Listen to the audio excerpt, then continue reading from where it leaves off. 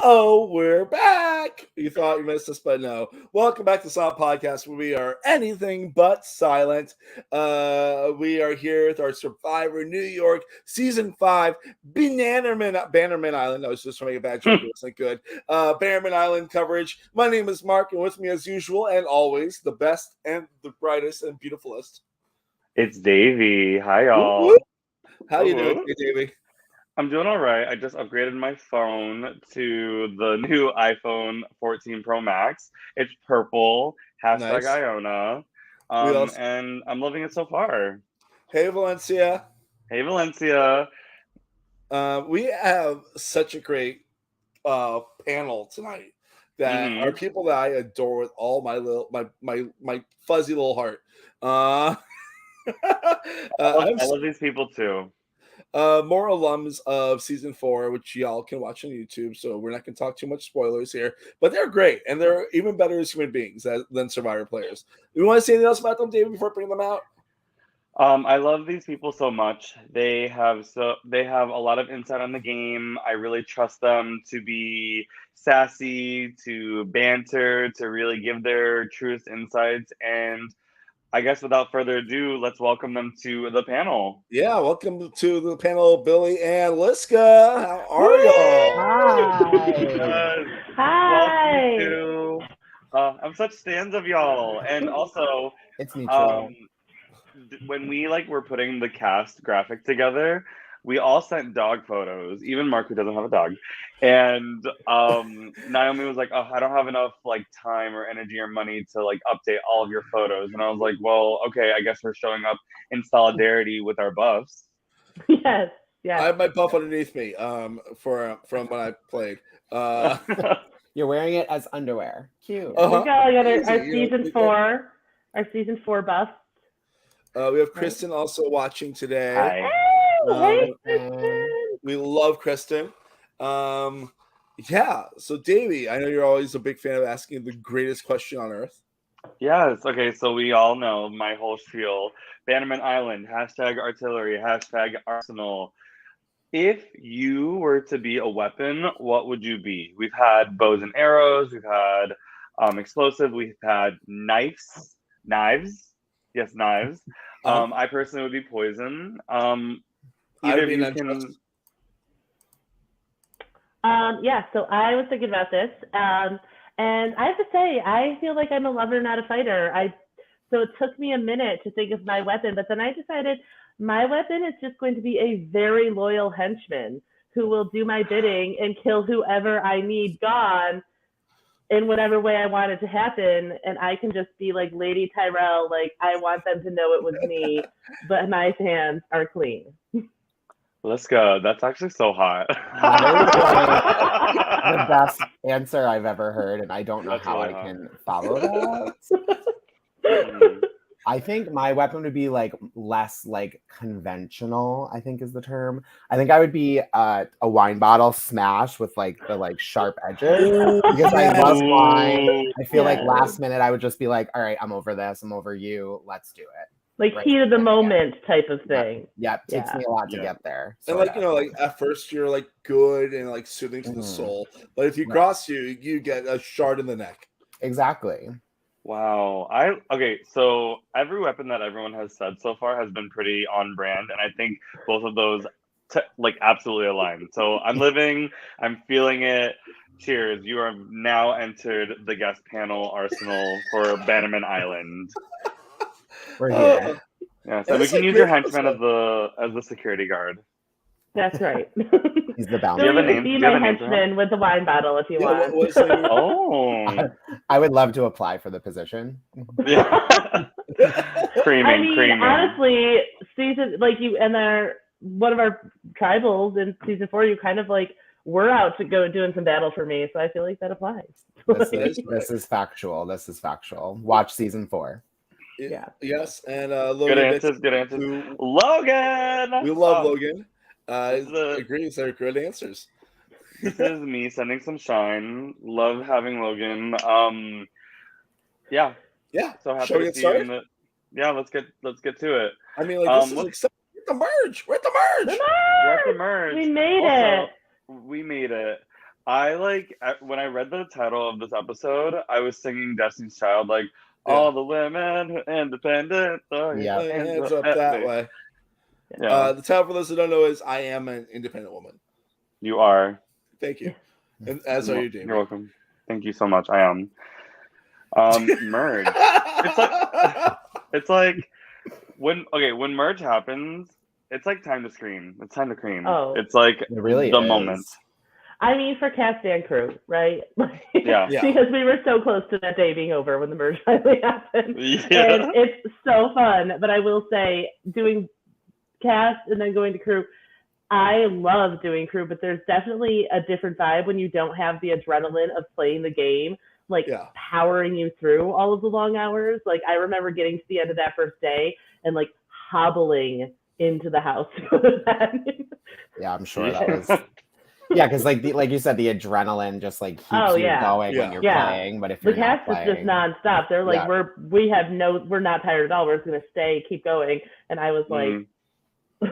But it was funny because Danny, when they announced like the merge and stuff, he was like, "I'm so tired, everything's sore." So like he was feeling it. He was feeling it. I was like, same. I was feeling the same. Yeah. I think it's really important to talk about the positive and negatives of entering the merge. It's like the positives are you get these hugs from these people. There's like that moment. It's like, oh my god, yay, kumbaya. There's also like being reunited with old connections, people that you used to work with or people that you hadn't seen from like the first round. And I mean, I personally like laugh a lot when, I get to merge and I get to see everyone and drop my buff. Yeah. I think my first merge I ever made, I actually started crying. Oh. Because like I'm always an early boot. Like that's the thing. Like, I'm always like an early boot. And then like that merge happened and I'm like, oh, okay.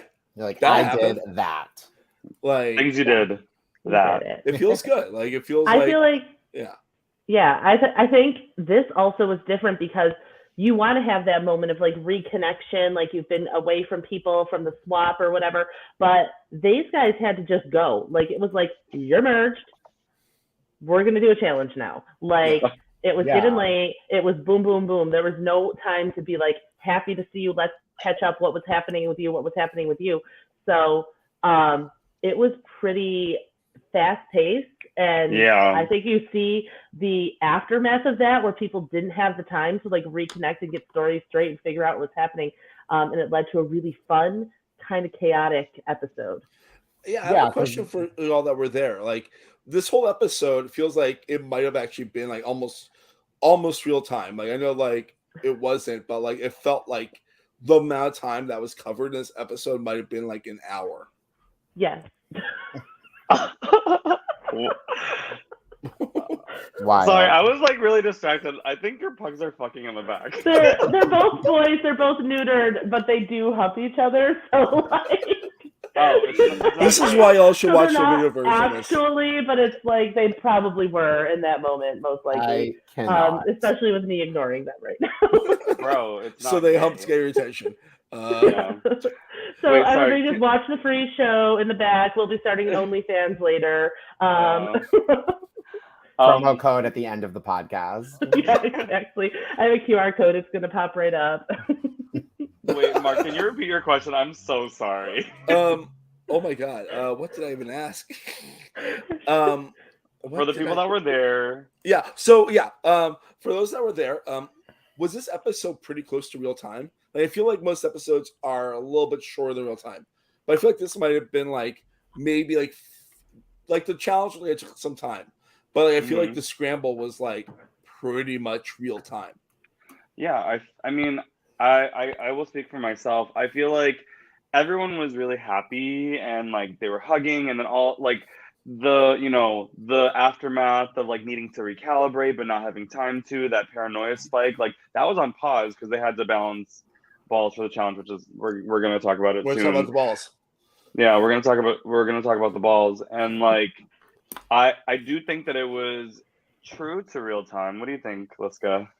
Yeah, I think so. I think, God, it's like, what do I even remember from that long ago? But this felt like that is how watching this was how I felt in the moment, running around, like us running around trying to film things, trying to like, get out of this person's way, this camera angle's way, film this conversation. And like every time you'd like get into a conversation, then people are running off this way. So it was like just trying to get everywhere and get everything on camera.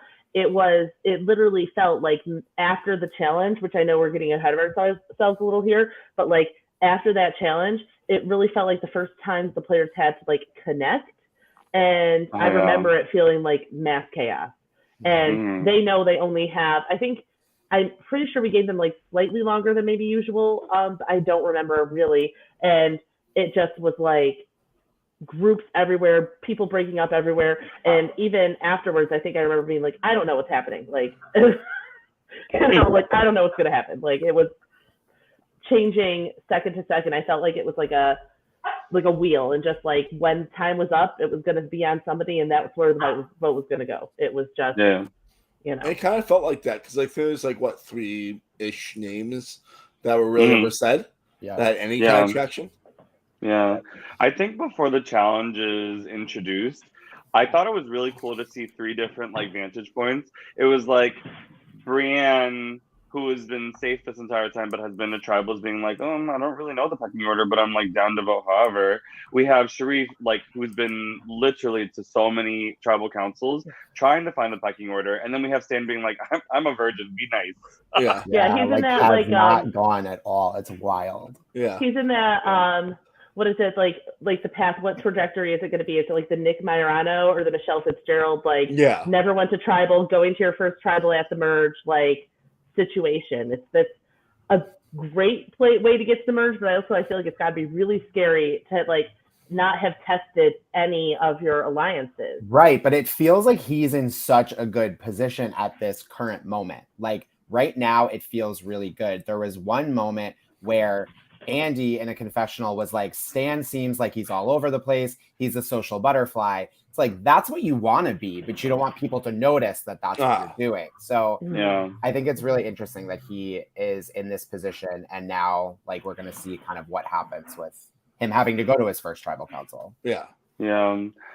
Kristen just said that this round lasted it felt like it lasted 7 minutes TBH, which, maybe as a player, it felt like that. I think when you're playing and trying to come up with a strategy, it always I know in crew we usually have it timed. It's like about the same amount of time always. And if you don't have a plan or you're scrambling and trying to come up with things, it feels like it's 6 minutes. And when you have come up to with a unanimous decision and you're ready to go to tribal, it feels like it's 3 hours. So it really is so situational. It's and also another really important thing I want to talk about before we get to the challenge is that little brief little scene with Andy, Sharif, and Brienne where they all decide to work together to take out someone from Iona. And because I feel like Andy has taken a good job at being the leader for original Paul Appel. Yeah, like him and Danny, I feel. I mean, I feel like Kristen's also up there too. But it's like they feel like they've been calling their shot. Like it's like a good 3-headed dragon, if that makes sense. Yeah, it's giving Fluffy from Harry Potter for sure. It's giving Fluffy. I love that. I also I noticed in this episode and last episode there have been some pretty cool transitions they've been having. There was a candle transition here. Yeah, I noticed that. Yeah. I did not notice. Yeah. We love a good B-reel. Yeah, good B-reel. Come on, guys, get in my B-reel. Exactly. That's what I was just thinking. Can you imagine if they decided to do less Survivor and more New York type stuff? Can you imagine you see a rat stare off in the distance and then turns his head, or a cab or something like that? Or wow, way to associate New York with only being New York City. That's okay, fine. State erasure there. Fine. I love upstate. So what would you want to see as someone that lives upstate? The only person that lives upstate in this panel. Somebody who lives upstate. I don't know. A deer getting hit by a car. I know you're from upstate, Davey. I know you're from upstate. Yeah. Actually, we're all from upstate originally, I think. Yeah. All right. Well, then I'll just be quiet. How about this? All 3 of you. That's why we have real dogs in our photos, because we're used to wild animals. Yeah, for me personally, it's 2 pugs banging on a couch. I feel really representative. That just kind of is the vibe for sure. That's the Utica, New York vibe for sure. Yeah. I think maybe like an apple orchard or like nice I love foliage. that. Yeah, like a Nice. pumpkin That's what patch. I envision.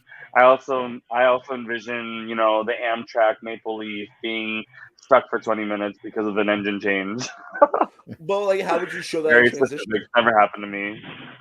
Like, how would you show that in a transition? Would it be like a sped up thing? Would it be slowed down? No, I would literally show the Amtrak being stuck in the station For 20 minutes. For 20 minutes. But anyways, let's move on to the challenge, shall we? Does anybody have anything else they want to talk about before we get to the challenge? No, let's do the challenge. Yeah, Let's do the challenge. Okay, so it is balancing a cue ball or two on a platform. Thoughts on the challenge on a scale from 1 to 10? How do you think you would do? Well, 3. I'm really like, I've done this type of challenge before. It's not easy. Like 1 ball is hard. 2 balls, I believe, is way harder. We're used to managing 2 balls, some of us. Yeah. Some of us. Actually, I've tried this one with the just afterwards or whatever, so I need to play around with some of the challenge stuff. And I would be Annie. Like trying to start the challenge ball on the ground like immediately. That's me. So yeah. Oh, -1. I don't know. Not -1. Not -1. I love a good I can't get the. I was not able to do it at all. So that's so fair. Totally. I love a good endurance challenge. I don't know how I would do because sometimes I get shaky. I've done a different version of this where it was like you held the pole and it was like the platform was attached to the pole and then the cue ball, and I felt like I was able to get really stable, so I actually won that challenge. But this one I don't know because it's a little like I think it'd be better with the holding the pole. Yeah, I feel like it's easier. As opposed to this is like I've never served tables. I've never tried to balance martini glasses. I always am impressed when servers can do that. So yeah, I don't know. I want to try it though. Yeah, I think I would rate myself a 7. Yeah, I would see that. Kristen, the disc was so big and my hand is small, so I couldn't even stabilize the plate. I think Annie suffered from the same thing. Yeah. And I do have a small hand too, so I think I would be in that disadvantage here too. Yeah. Well, and if you think about the people who are doing really well, they definitely are like Andy, like a very tall person who I would imagine would have larger hands. Maybe he doesn't, but maybe he has teeny tiny hands. I don't know, but he's very tall, so I'm just imagining. My hands aren't teeny tiny; they're just small. I think Andy has big hands. Big handy? No, I mean I'm speaking as the tribe handler. I think that he did have big hands. He was doing the quarter trick in one of the episodes, and so he can flow quarters through his fingers. He has big hands. I don't know why you're looking at me like that, but I'm saying my truth. I mean, it makes sense to consider there was so much time. I just don't know if I remember the size of the hands of any of the people on my tribe, but. Well, Davey measured the hands while he was handling the tribe. I'm just so observational, I just I notice everything. Anyways, so we have Annie. The NFL, what's the thing where they measure their hands for the NFL for the new players? I can't think of what it's called. They combine. Do that? He's doing NFL. The combine, and I'm saying this out loud. If the NFL needs people that can measure hands, I'm free. I will leave my teaching job and I will help you measure hands. Not any of this.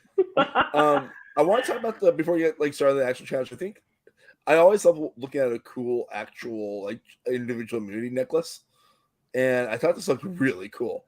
I don't know where Chris and Naomi found the person that made this or how they made it, but that is with the little totems on there. I thought it was really cool.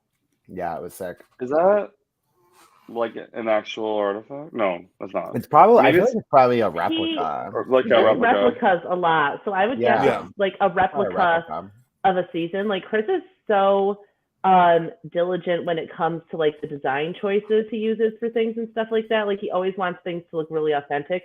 So he does do a lot of doing replicas from different seasons and stuff. So I would guess that, but honestly, I don't really remember what this looked like off the top of my head. So. Mm-hmm. Diligent dad. Yeah. But yeah, so as we noticed, Annie drops out immediately, almost immediately, and like she stands right there, which is kind of funny. Like until like the next person gets out, like it's like, oh, I'm just gonna wait here. And like the camera, you see everyone like stands like staring at the ball, willing it to not move, and then Annie's just there like doo-doo. I literally am such a fan of Annie. Like I'm a Stanny. I'm like Stanny. The Stanny army right now. If you're Stanny watching army. Annie, I love you so much. Your confessionals are everything. But when she fell, I lost it. I thought it was so funny. She was just like, boop. Like she even like it was so good. I love her. We were rooting for you. How dare you? I think the camera work in this was actually really amazing considering how dark it was clearly at this point. And like I love whoever was panning around and then landing on Kristen right when she felt like right when it fell off. Like just like pan, and then lands Kristen, she goes, so you go boop. I was sad for Annie when the camera panned past her and she's clutching her disc. And then as the camera turned all the way back, we see the ball fall from Kristen. And then I think right away, even Robin. Yeah, it was like bing, boom. Yep, the two of them. Right? Bang, boom. Bing, bang, boom. But if you notice, like watching the different strategies of the players, right? Like some people were keeping their arm really low. I noticed that Andy and Danny both kind of had their other hands like in their armpit, which like gives this added like aspect of stability that you can like press into from like a muscular standpoint. So I think that like that was a really good strategy. I also noticed that Andy was like mouthing something. Like I was like, what is his mantra? We need to know. Like, he was talking to himself. Yeah, like I must know. He was saying, my hands are not that big. My hands are not that big.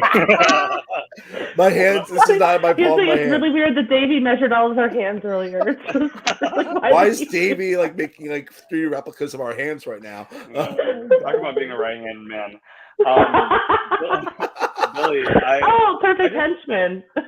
Like perfect henchman.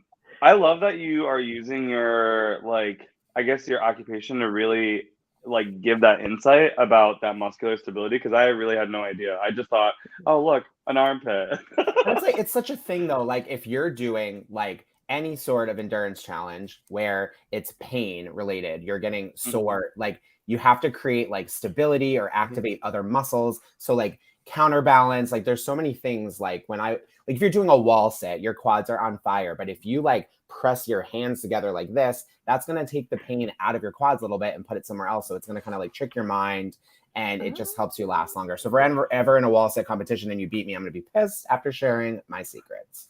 I mean, I don't have that great of legs, so I think you'll still beat me. Okay. We'll try after the show. Okay. So Logan says Davey likes to keep his quads hot. Even as Oh my God. That's the rule of Survivor New York, though. Survivor New York, hotties only. Hotties and also it'll be real. hot because it's always hot in the dead of summer when they shoot it. So yeah. We had a pod. I think 2 episodes ago with Jordan Kalish and Gia, and we were talking about what we would want to keep our tribes, and I was like, I want to keep my tribe hot, but everybody's hot to me, so like I remember that now. Yeah, exactly. I want to briefly talk about like how it gets called out in the episode that Jeremy loses his focus for a second, which is the first time it happens of many times this episode, and has happened a couple times this season, and like almost loses his ball like at the end of the first part of this. Yeah. Weeble wobble, very wobbly, but not as wobbly as Veronica's, which drops next. Yeah. Are we then at we're then at that point of the 2 balls, right? Yes. And the people that made the 2-ball round, which is infinitely harder, is Sharif, Danny, Julia, Jeremy, Brienne, Stan, and Andy. Because like it's hard enough to keep 1 ball balanced, but to try to keep 2 balls balanced that might separate. You want to keep your balls together so they don't separate. So that way it's like if there's 1 ball instead of 2 balls. Right? Like that's like the best way to do strategy in this. Yeah. I don't know. I've never done this before. I would assume you'd want them like next to each other, You right? want them together, not like on opposite ends of the platform. Well, right, because then it's like if they're far apart, if like one, you can't keep one from sliding off without the other one. You know, it's much Right, you Yeah, can't once control they're your balls. apart, they're not going back together. You want those balls Exactly. kissing. You want kissing balls. You want your balls to kiss. And with that, here saying hi. Oh, Naomi. Hi, Naomi. We're talking about the Not balls. not kissing balls. Not kissing balls. Kissing balls. Mwah. Oh. I've been lifting my microphone a lot more because I got a new microphone like a long time ago, but I'm recently starting to use it for this podcast. So I'm just gonna hold it up sometimes. Yeah. So immediately, Julia and Brienne can't keep their balls together, and they fall off. Their balls fall off the platform. Oh no. They drop. Their balls drop. Oh The my balls drop. God. Yeah. And then Jeremy drops his balls. And then Stan and Sharif basically drop their balls back to back. And like I really can't like overstate like the hilarity of the focus in Stan's eyes staring at his balls, being like, stay on this platform. Do not fucking move. You're my balls. My balls don't move. We also just learned from Naomi that it is in fact a replica of the Heroes and Villains necklace for Oh, the that's lovely. Infinity I War. love Ooh. Yeah. Yeah. It's from an Etsy shop, Freak Like Me, which I actually follow on Instagram. So, Oh, there you go. yeah. Good to know. I'm Nice. going to pay more attention to it this week in the episode. I'm going to give it a good look. Yeah, give it a look. So then it gets down to Danny and Andy. And it looks like from what Not it looked the- like. What? Not the Sharif and Stan erasure. No, I said that they went out back to back. Oh, well, I rewind. Yeah. All now right, we're, so now we're Stan down, and now Sharif- we're down to Danny and Andy. Who are And- both using the strategy that I said was a winning strategy. Mm-hmm. Yes. Mm-hmm. And it did look like in my mind that Danny was going to win it because it looked like throughout his control of his balls was better than Andy's control of his balls. Mm-hmm. It's so weird to have a very like analytical Great conversation ball about control. this. Well, keep saying Ball balls. control. Ball control. I'm just going to let you keep going with it, Mark. Balls. I see in your faces like, yeah, Mark's just saying balls a lot right now. Really look. I mean, we've had pugs fucking on the show. Like, I feel Yeah, like it is nothing an is off NC limits. You know? NC-17 rated. It's just the word ball. NC-17. And they were neutered pugs, so like there's no balls. And nude. Like there's just so many things we can go. But back to back to this. Dandy, back to Dandy. Their Danny balls Dandy, really did Dandy. fall right off. But the D and Dandy gets out, Mm-hmm. and Andy wins immunity. First one. Andy of the wins season. immunity. Yay, Andy! I was literally very wrote I was like Andy with all these exclamation points on my little Wait, notes. me too. Me I too. love that. I have to upload this. Well, Naomi, we're not saying anything actually bad. You're the one that put the ball challenge out there. I know. we're The not whole saying they're reason Survivor actual does that, balls. so that the whole reason like CBS Survivor does it, I feel like, is because they want Jeff to say balls 100 times. And dig know? deep. Dig deep. I was just happy as the original Palo Palo tribe handler to have someone from Green in the final two and then having someone win. It was a nice moment. I was very proud. Yeah. And I think this is good. I think it was good for Andy to win this. You know, I don't think it's going to paint a big target on him. It might, but I don't think it could. Like, I don't think it would paint a big target on him more than there has been.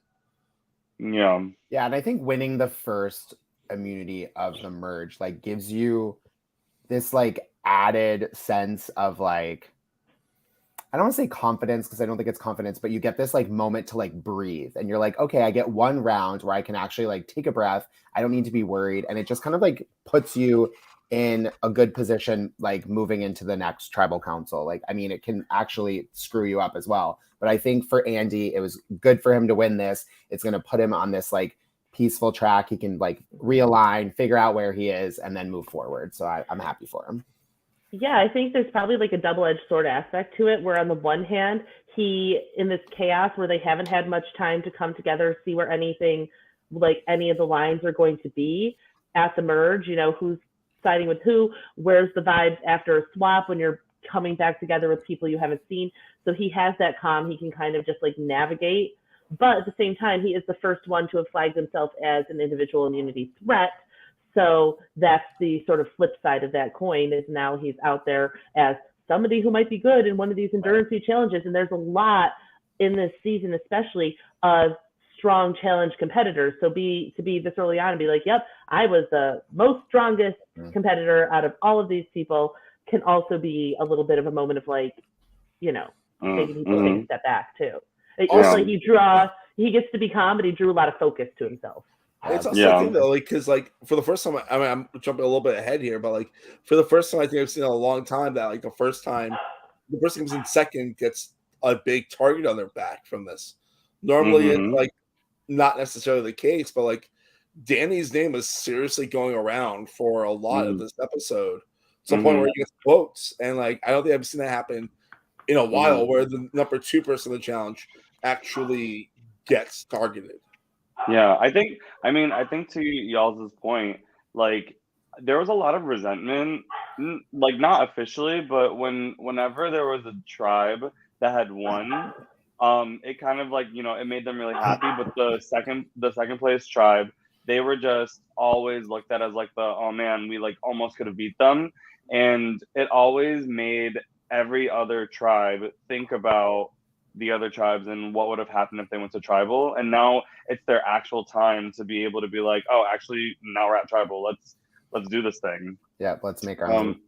Yeah. And to your point, Billy, like the immunity necklace does give you a little bit of calm, and I think that it's funny that the most calm, at least on the outside, person got the immunity necklace this round. Yeah, so fair. And also, like, he wants to use like men's fences. That's what I gathered. Like how he's like, I'm trying to fix things with Robin, and and he like, like I think that's a good thing to do. Like once you have that time, you can like actually focus. Like, okay, who do I need in my corner, and how can I repair it if it needs to be repaired? Right. Okay, I think it's time to talk about the vote. Oh, sorry, not the vote. Wait, what? The deliberation. There's so 20 minutes left of the episode. We're talking about the deliberation of the vote. The chaos. The chaos. We're going to talk about this, because Liska does have very pretty walls. They are very pretty. I painted them myself. Nice. Wow, really? Yeah. I always thought it was a wallpaper. That's awesome. Girl, she paints.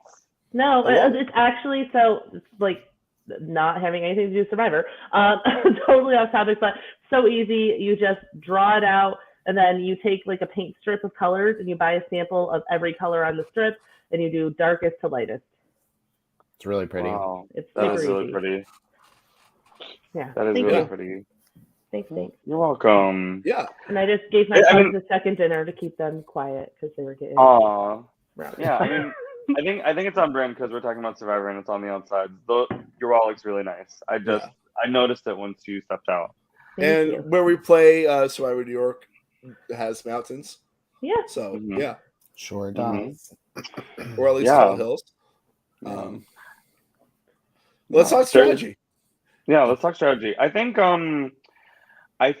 mending past votes at the merge is really important. Andy talks about this when he brings up Robin and how they voted for him. But I do think that it's more important to forgive and go into the merge with numbers than to hold a grudge, because you never want to close yourself off to anything. I think it's a really good idea to be open at a merge. Especially like when the numbers are like this, where it's it's a 5-4-2. Yeah. Yes, 5-4-2. 5-4-2. So like that's like a good numbers, like where like, because I feel like Sharif and Brienne automatically are in such a great spot, and they know that too. Like they're both really smart. I love them both so much. Only two left. And like it's just they know that they are the deciding votes, and like I think they both take that very, very seriously. Like, but like I feel like it's important that like when it's a situation like this where it's like a swap or a merge, it's important to like reassess where you are in your tribe and like figure out like where you can go to not just further your game to the next round, but further your game possibly to the end. I mean, it's important. So, yeah. Definitely. And I think, well, first of all, this was so funny and fun with the Annie Danny, with everybody whispering. Oh my And then God. at one point, somebody throws out Andy, and there's mass confusion because he has the immunity idol. So then we have this like Annie Danny Andy thing happening. And then was Stan like, also, because Stan, yeah. Right, but like if they call him Stanny, then we'd really be in for an issue here. Stanny is me. I am the Stanny. Thank you. I'm a Stanny as well. Stanny Exactly. So see, I'm a Rob Stan. So Who? Robin. I'm obsessed. Everything Robin says, every confessional, I'm like, they are perfect. Like I am so obsessed. Andy, Danny, Stanny. Andy, Danny, Stanny. Yes. So it was too funny. It was too funny to me. But one thing that I really noticed was, I think it's a conversation between, early on in all of this chaos, between Jeremy and I think it might be Kristen. And yes. He's telling about the strong challenge threat alliance that he was like in on with, I wrote it down, Danny, Stan, Andy, and Jeremy. Yeah. And he feels like, obviously I'm the fourth wheel here, and they obviously didn't only wanted me to be a fourth vote. I'm obviously not part of this. And I kind of like in my head, I'm like, I wonder, you know, I wasn't with them at the swap, so I didn't really speak with any of them or hear any of their talks.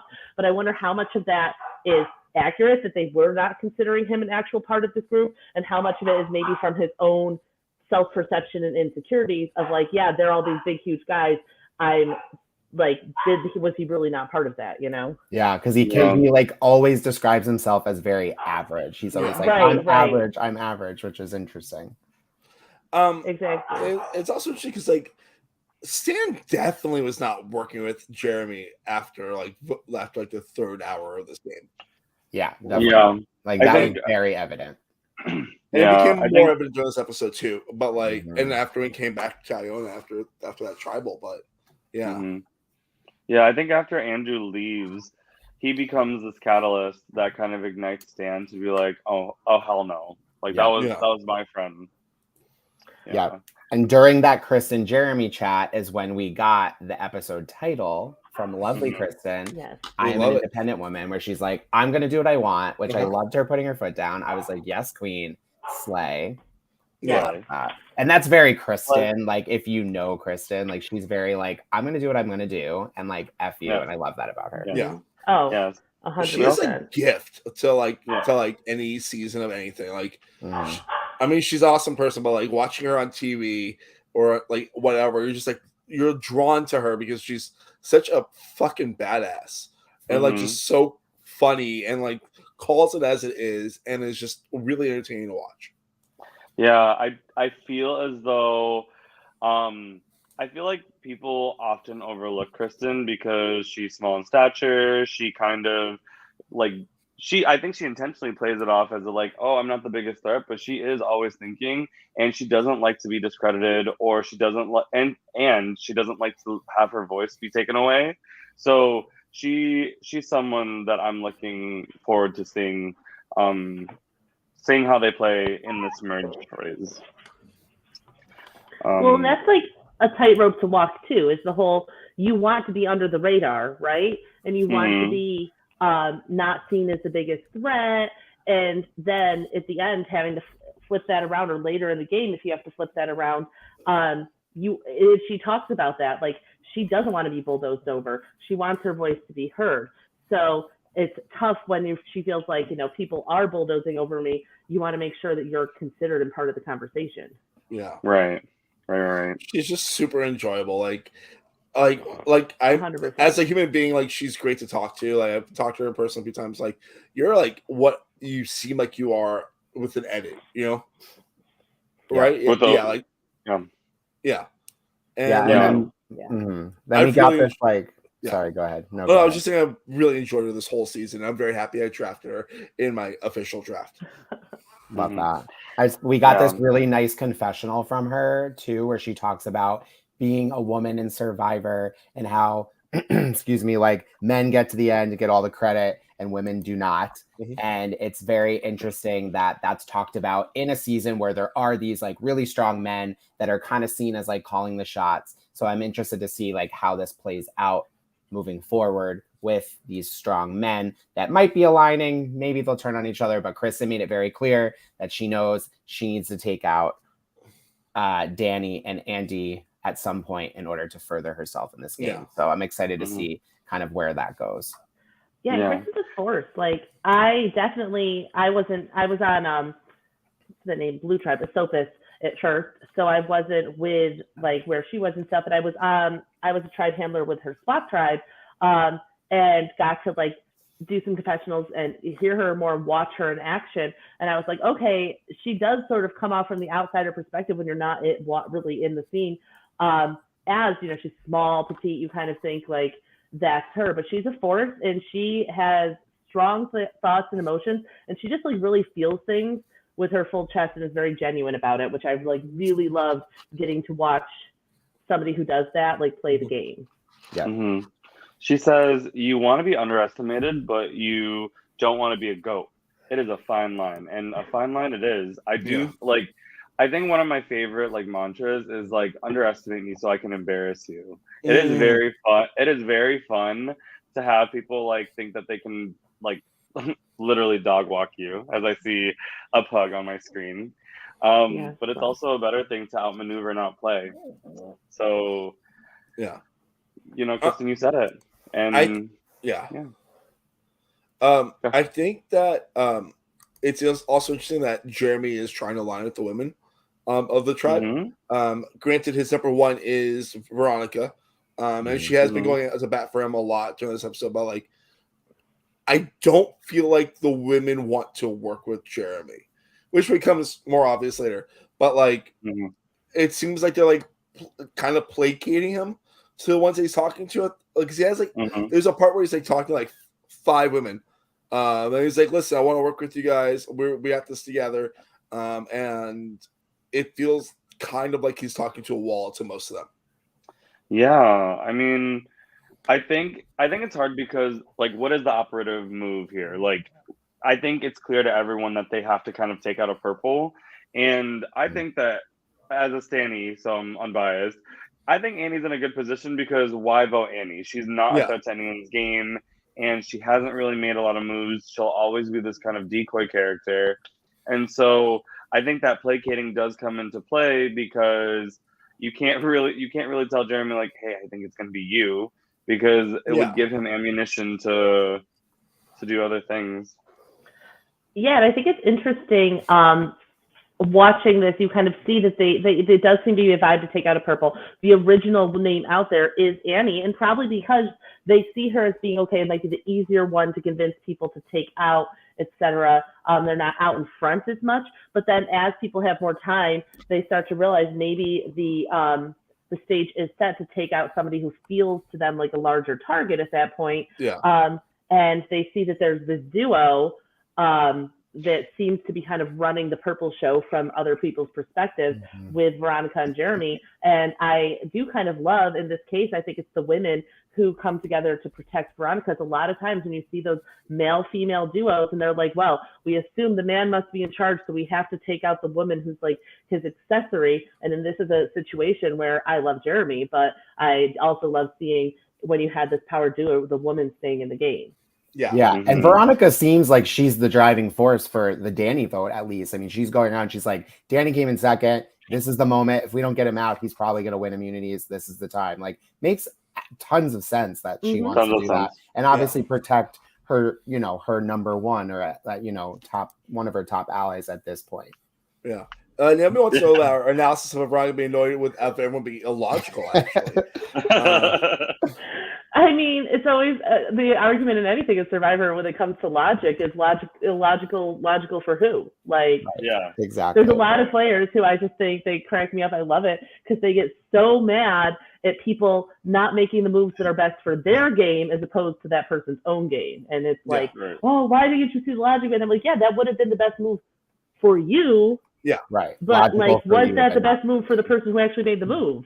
You know? Right, exactly. And then One of my favorite conversations that involved Veronica was when Brienne and Veronica were talking, and Brienne's like, "Well, I don't know if somebody has it," and Veronica's like, "Has what?" Like it was just so funny talking about an idol. I believe it was talking about the idol that could be on the Green Tribe, and Veronica's like, "Has what?" Like turns her head. I was like, "Oh, I'm dying." It was so good, so good.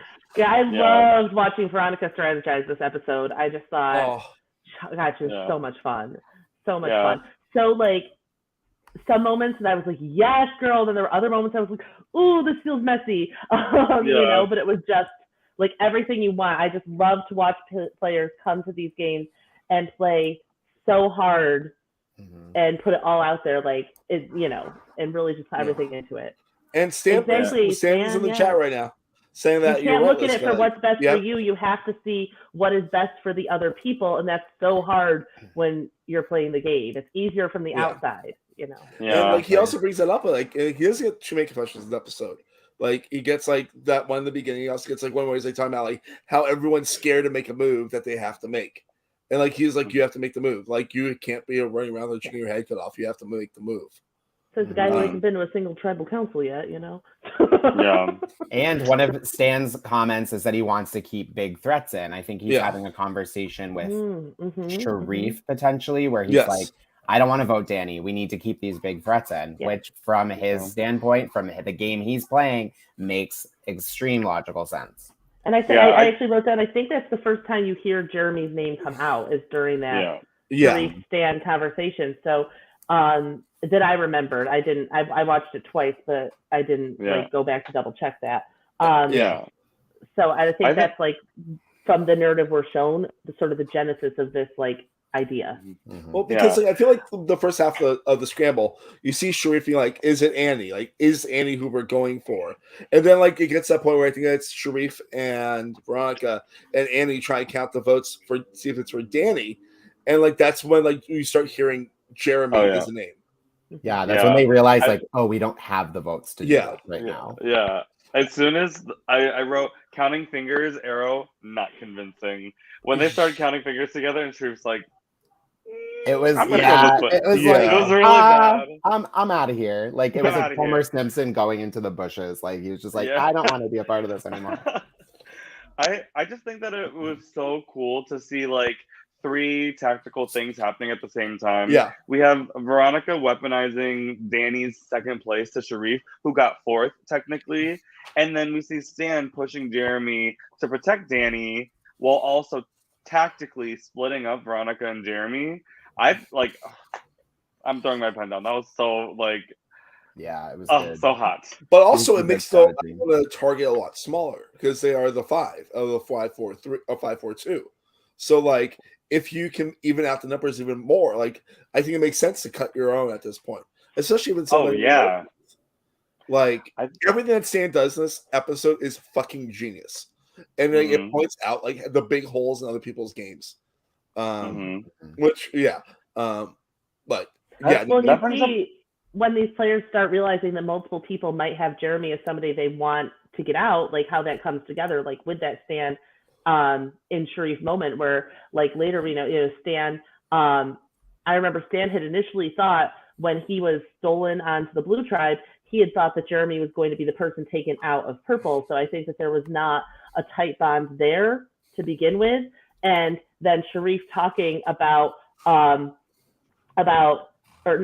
Jeremy talking about how he put Sharif's name on that vote and how that could be something that was like, you know, like also dwelling there. And I think you see them coming together and being like, oh, like you have this, like we could all come together and actually make this move. It was just like very fun to watch.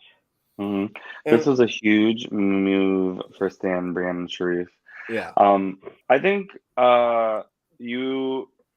that's a very underestimated tactical move, cutting your own to lower your threat level. I think it was just it was chef's kiss, really, really nice. What they so then like Julia's confessionals in this episode have like the best version of the Blair Witch vibe to it. Like, it's very like it's all like super close up, and she's like, everyone's mingling. This isn't bad. Julia talks so quietly in confessionals that you kind of have to get like really close to her. I like remember the that. cicadas are louder than her. She's like, yes. I love Julia. But every time I was a tribe handler or like I was filming confessionals, I always gave the note to be audible. Yeah. And I don't think that she took it because she was so focused on like being the great player that she is. And I just thought it was funny because like I was doing one of her confessionals and she was doing the same like in Pitch Perfect, the little whisper. And I was like, Julia, I need to stop you for a second. Like I need you to be a little bit more audible. She goes, okay. The amount of times I have pulled a player for a confessional and they're giving me and I'm like, okay, I just had so-and-so. Did you hear anything that they said? And they're like, no. And I'm like, they talked at a normal voice. Like you can talk at a normal voice. They will not hear you. I said, we'll practice this.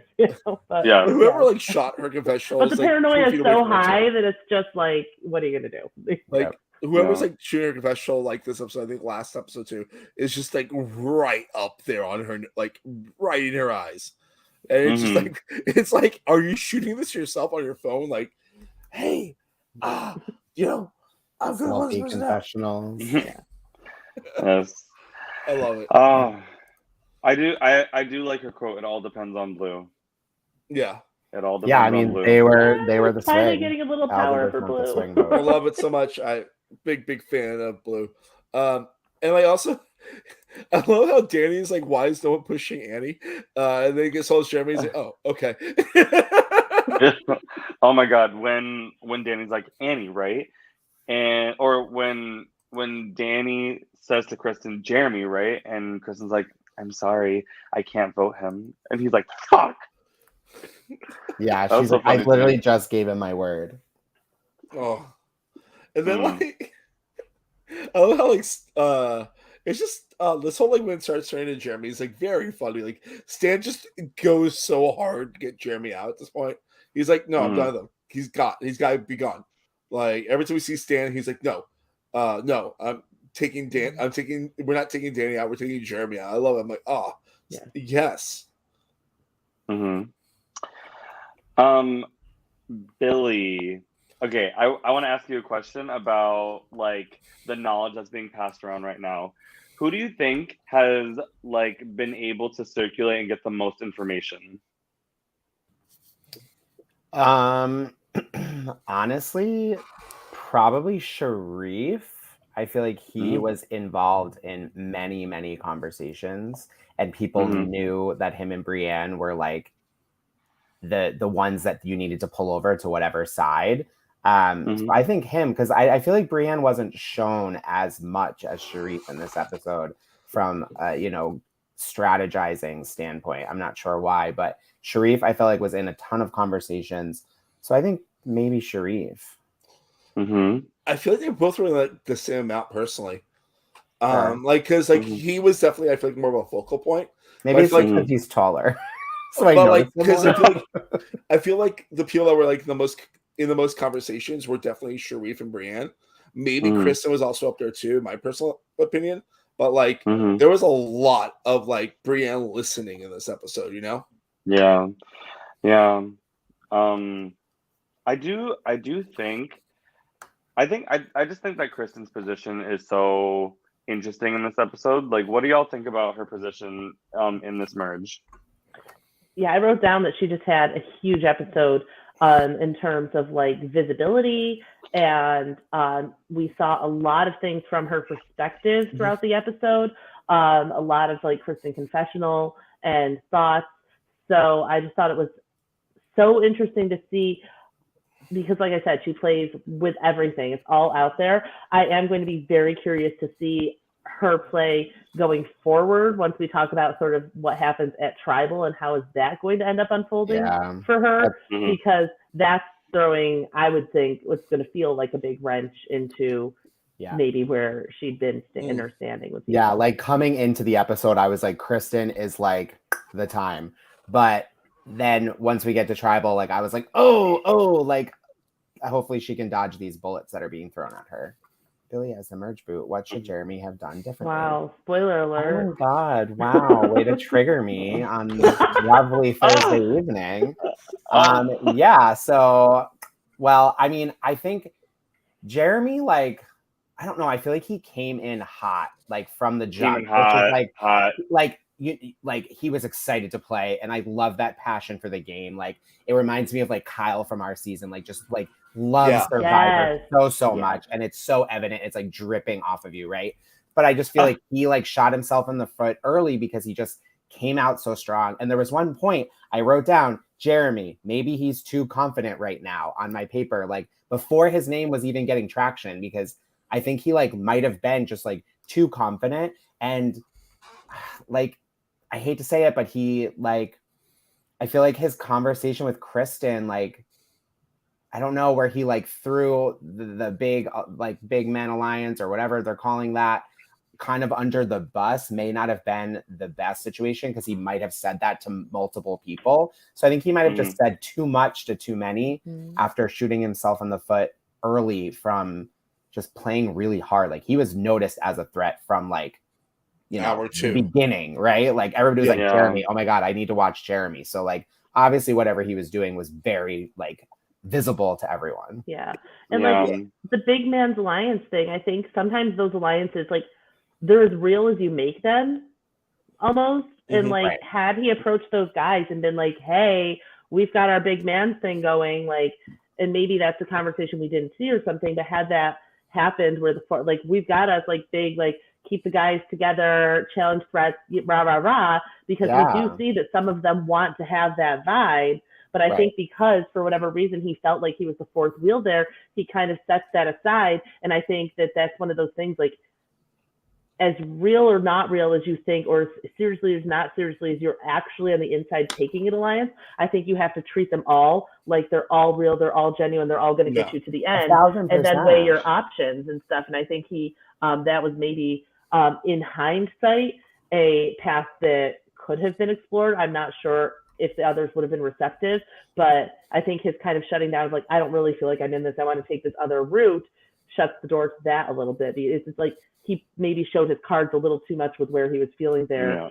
Like, he could have gone to Danny and been like, look, your name's out, my name's out, let's get the numbers to, I don't want to like ever, let's keep our guys together. But like, they could have probably gotten Annie out. Danny kind of wanted to do that from the jump, so like maybe there, but like, we're not touching Annie. She is going to just slide on to the final. We're gonna watch it happen. We love it. I do wonder one small sorry.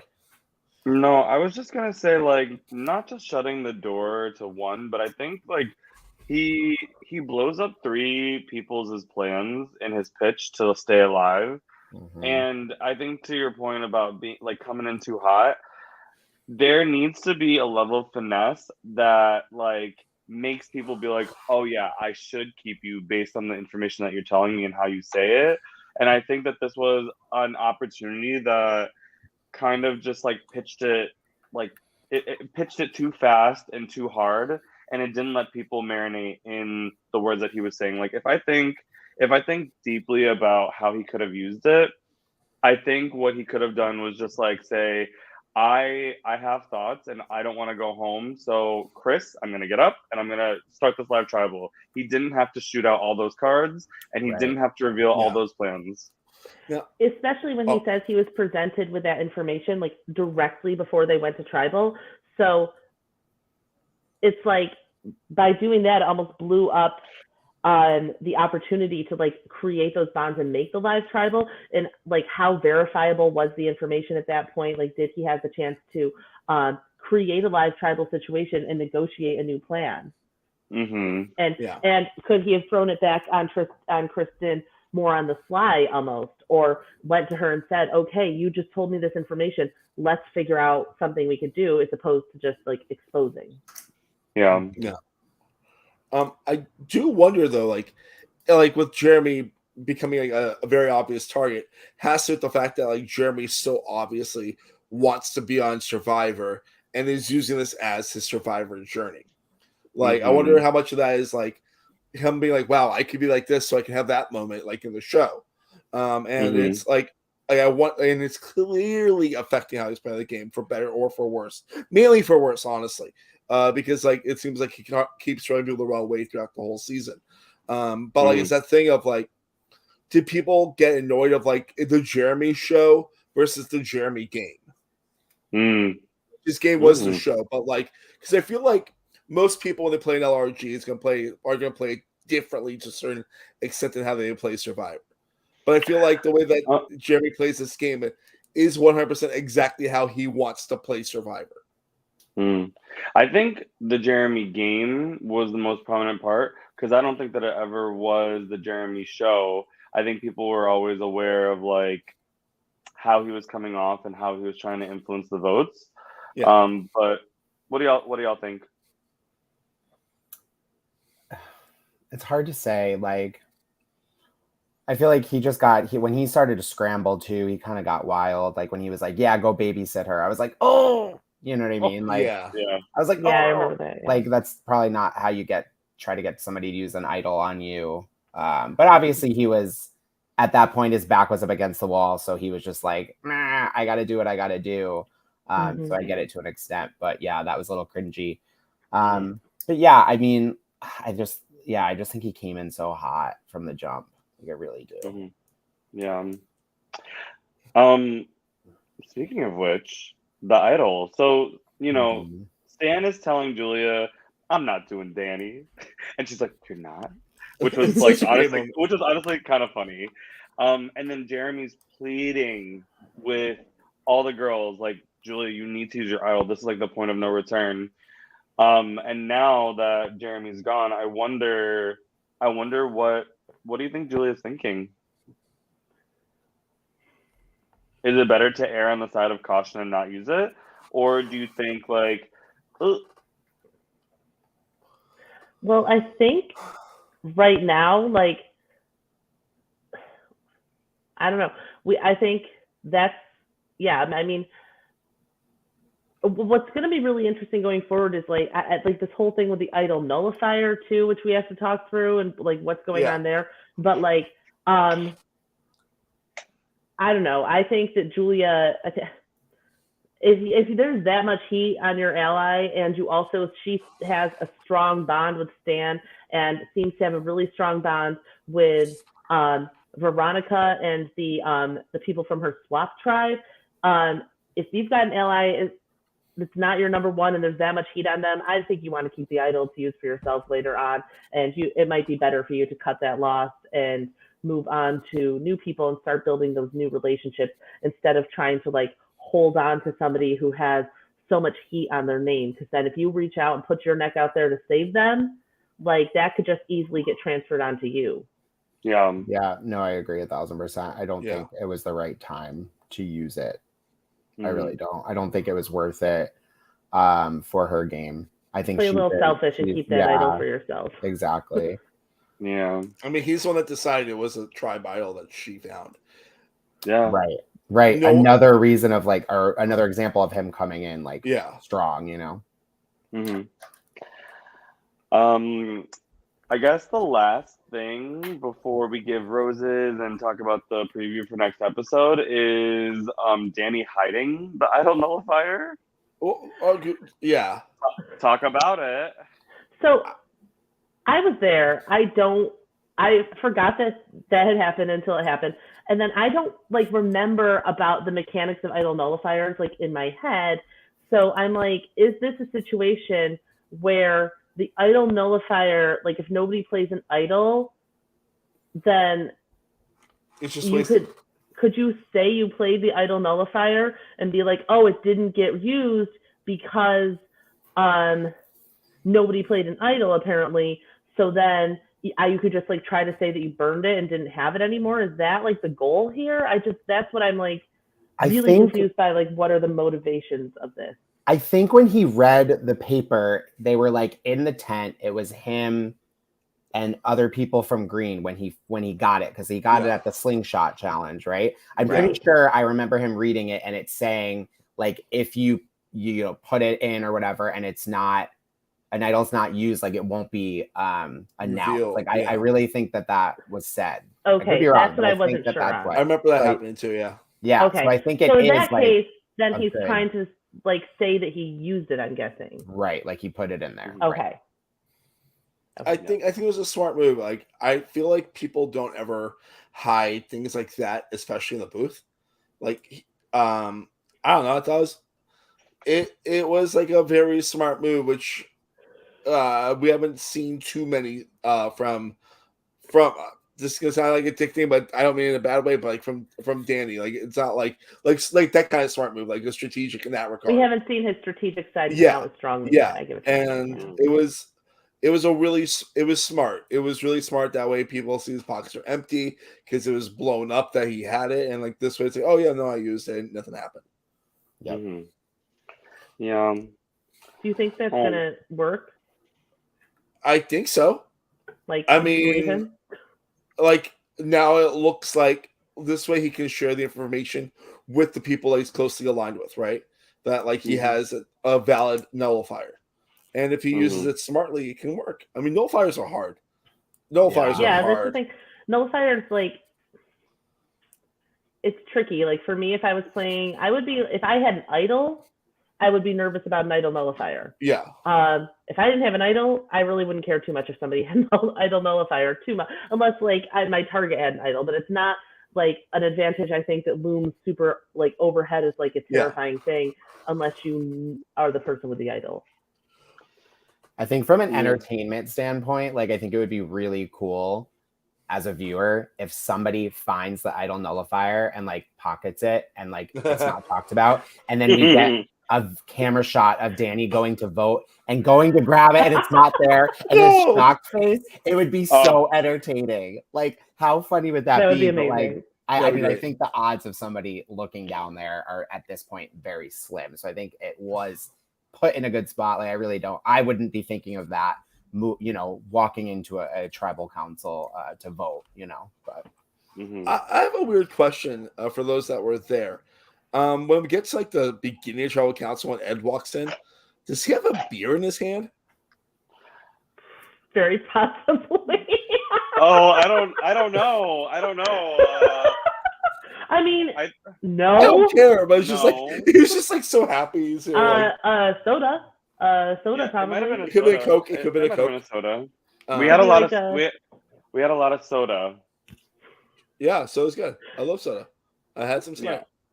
Yes. No, I'm being dead ass with that. Like I had soda tonight too. We did have a lot of soda. Yeah. Mm-hmm. I actually didn't even notice that, and I guess we'd have to ask Ed. But I'm not sure. He got such a warm like applause when he walked in. Yeah. It was very, very cute. I love him. He's such a good dude. Mm-hmm. Also, can you just say how funny it was to me, at least at Tribal, when Jeremy's like does his whole little thing about like throwing Kristen and Danny under the bus and and Annie's just like, I thought I was going. There's like 4 reactions. Like, you're getting voted out? Like I thought I was getting. I was like, perfect. It was so good. It was so cute and funny, and I was like, literally, like that's how I feel half the time. It's like somebody else is like has all this information, and I'm like, really? That's what's happening. But like, yeah, like there's like 4 people that have like a very big reaction during Jeremy's home run attempt. Yeah, like because I know like Andy's like that at the top of it too. That's funny. Well, when Jeremy's like, it's gonna be 7-5 or 8-5, and Andy's like, nope. It was so funny. That was so funny. Bad count. I think, Mark, it's time to give Jeremy his roses. Yeah. I love Jeremy. Jeremy's a good friend of mine. I'm like gonna start off with saying that. Like, I mean, he's a good dude. He loves Survivor with all his heart. He played hard. It might not have been the best play ever. It might have been pretty bad in places, but I hope that like for his future LRG performances, he uses this as like a good base. And you know what? He did better than most people would do at like an attempt this big. And he was entertaining. You can't deny that. He was always entertaining. Jeremy's a good dude. He played a sloppy fucking game, but I love the dude to death. Yeah, I think the things that I really want to highlight about Jeremy is that he had such a good attitude. Yeah. Like whenever he lost, whenever he won, whenever he was living out his survivor dream, like it was all positive and like optimistic and just a really good around like experience.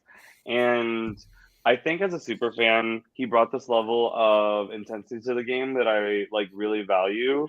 He wasn't going to squander this opportunity, and I really appreciate him for that.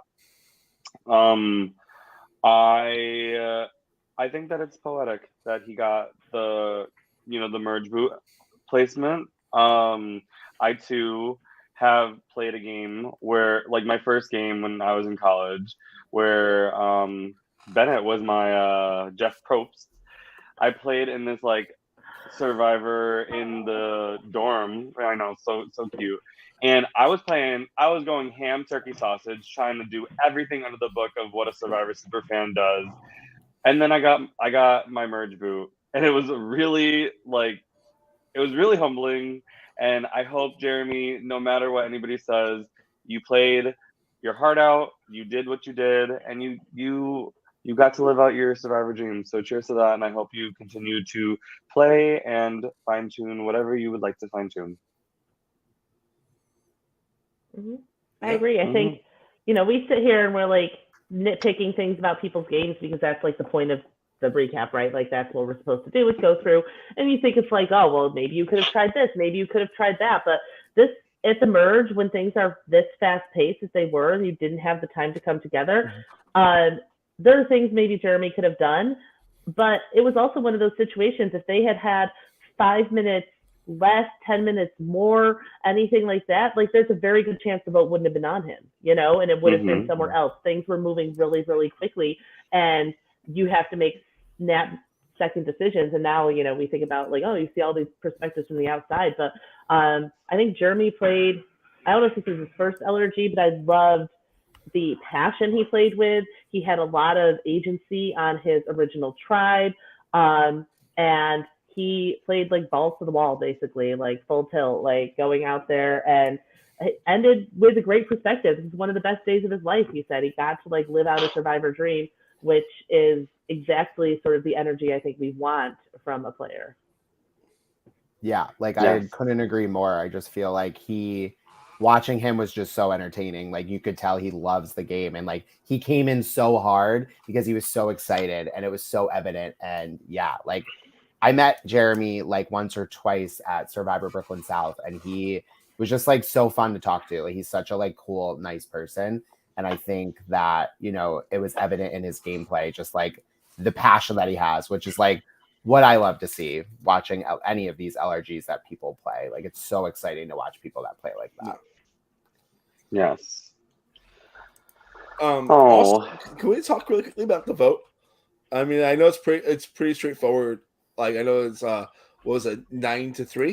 8-3. 8-3. Yeah, 8-5. 8-5. So it was a 25. But like the fact that like the 3 was Jeremy and Veronica, which makes sense, but also Julia, which I don't know. I think that was kind of a smart move on Julia's part to vote towards Danny, even though the votes weren't going to go that way. I'm not sure. I don't know. I don't know. It's going to depend on. I can't wait to hear from Julia about it, I guess. Yeah, it's going to be fun. She'll be very close up for sure. Probably a little quiet. Subtitles will be on.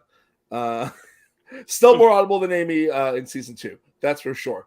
Well, we've got a lot better phones and everything now, so that helps. Yes, we do. Yes, we do. I just want to shout out. There's some really great voting moments too. Robin, hilarious in the voting booth. Funny. I was like, I want to see just all of Robin's vote out together because it's so funny. And I love Stan shouting out Andrew, doing this for Andrew. That was great because I just love Andrew as well. So just some really great moments on there too.